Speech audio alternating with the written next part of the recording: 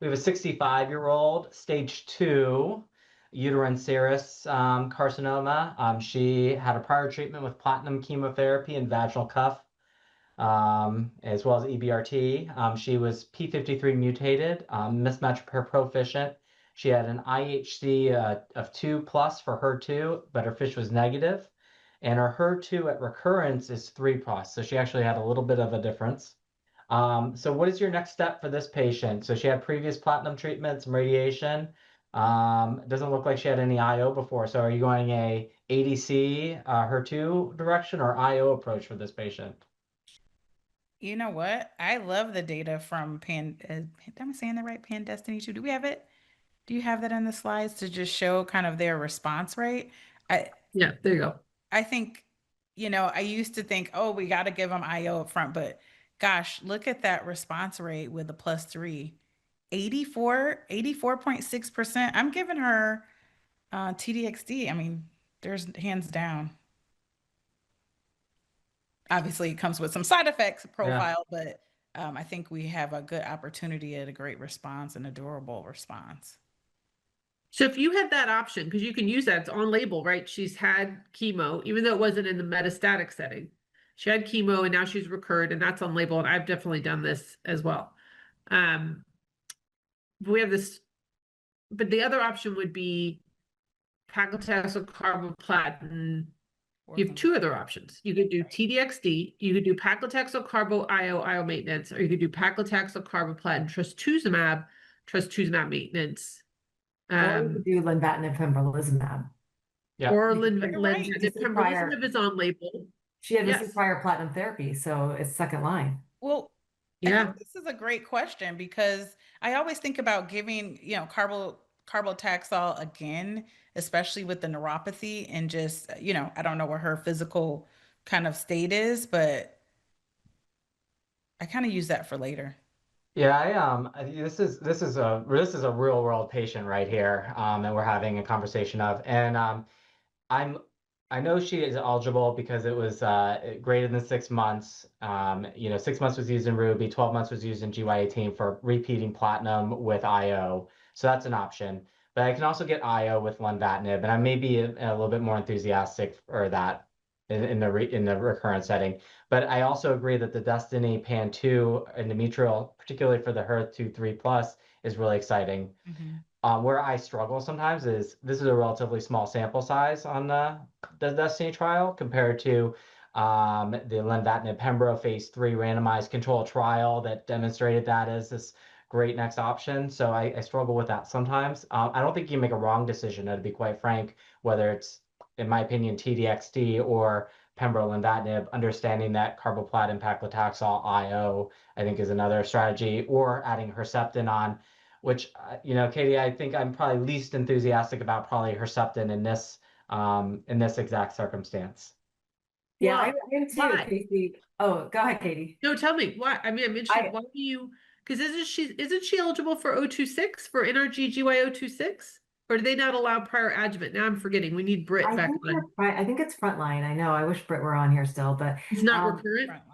I think it's recurrent, maybe platinum naive. Yeah, I think it's treatment for systemic therapy, but we should double check. But in the phase 2 data that Amanda Fader had presented, the patients who were in the recurrent setting actually didn't have. I know lots of issues. Sorry if I froze again. My internet's a little wonky. But the recurrent patients didn't seem to have as much of a benefit as those who were treated in the chemo naive setting.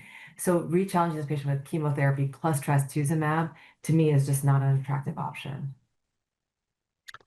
So your choices then is Taxol Carbo IO or TDXD or the trial, which is highlighted here.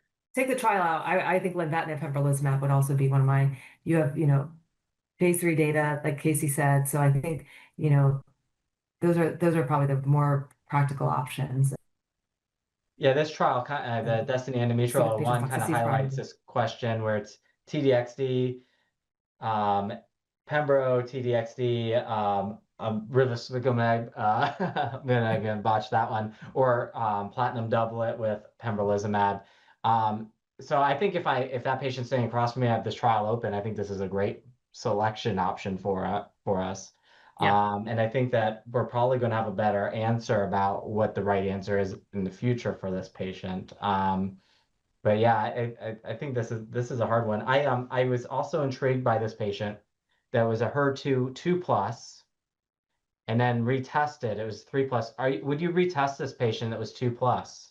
Yes. We retest them. I think all the tumors are pretty heterogeneous and they mutate. I don't know. I think definitely if that's going to qualify her from a payer standpoint for them to cover it. Yeah, you mean the 2+ versus 3+, because both Right. are Because I think it NCCN was Fish listed, was, but not FDA approved. And, I wouldn't use trastuzumab alone, like the monoclonal antibody in this patient. So to me, the retesting isn't as relevant, because once I have a positive test, I'm going to probably act on it. So, because what happens if she's HER2 1+ now? Yeah, I had that exact problem come up okay. as a second opinion. She was 3+, got a repeat biopsy, went down to 0 or 1+. I went to go do TDXT, even understanding the biopsy said 0 or 1+, but then they said, oh, we're not going to cover that because of the repeat biopsy. So in my practice, if I have a biomarker that I'm able to get a drug for, I'm not necessarily trying to retest it. And if I have a patient that's negative biomarker, I'm more likely to order repeat testing to see if I can catch a biomarker that might make a new therapy eligible for a patient.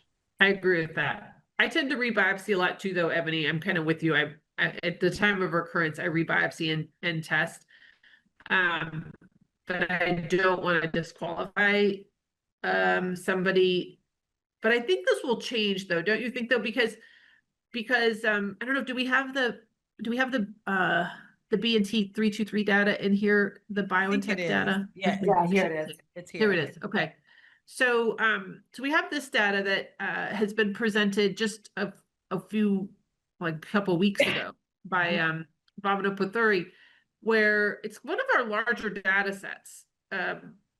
So not putting any sort of, I'm not throwing shade at Desipan tumor, that was transformative for a lot of tumors, but it's only 40 patients. So this is over 100 patients now. So we're getting, and it's a similar medicine, right? Trastuzumab Pemirotican. And I was involved in the phase 1, so I have COI. So I'm just saying that out loud. But I am just pointing out that the response rate was high, 1+, 2+, 3+.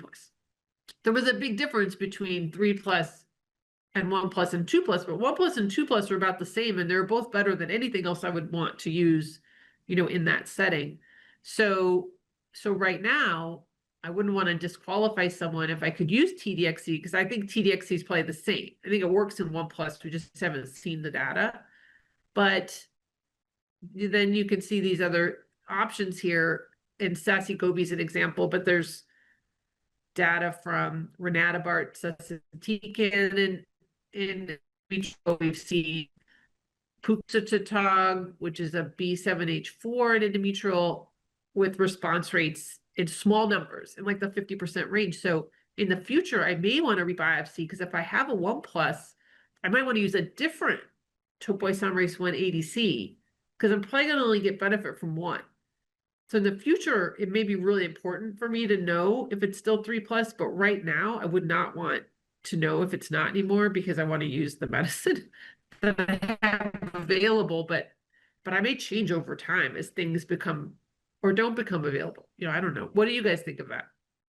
Yeah, I agree. I echo your same sentiment. I think we're going to have lots of options and figuring out which one's going to be the best strategy. But I like that we're seeing kind of activity with lower expression, and we're seeing these kind of maybe even, biomarker agnostic findings, where it doesn't really matter. Rena S being an example of that. So I think That's true. That was biomarker.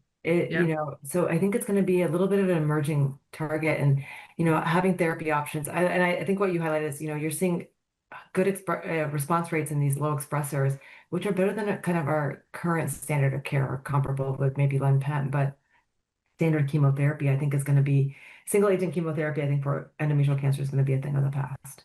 Well, I think Thank we're when I was a fellow not that long ago, somebody gets carboplatin paclitaxel, and then we're talking adriamycin or weekly Taxol with a 10 to 15% response rate.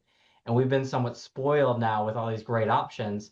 And with all these ADCs coming on the market, how are we going to kind of navigate that landscape of, if I have 7 ADCs that are available, which one do I go to first? And understanding which ones, what biomarker profile might help choose that individual one could be helpful. Because to Katie's point, I mean, the payloads, unfortunately, are probably going to be somewhat similar across many of these. And so we're going to kind of be relying a little bit on the monoclonal antibody and binding efficacy and things like that. And I also agree with the point I heard, which was for my HER2 1+ patient, where I don't have a really great option for their recurrent endometrial cancer because I've exhausted some of the other options that I'm excited about. I'm not scared to try to get approval for that patient, understanding there probably is some activity on the lower response ones, even though sometimes it's a little bit more of a struggle from a payer perspective, and it's not always data driven. But I don't know if everybody else feels that way as well. I do, and I think it's, we're gonna get more data for that.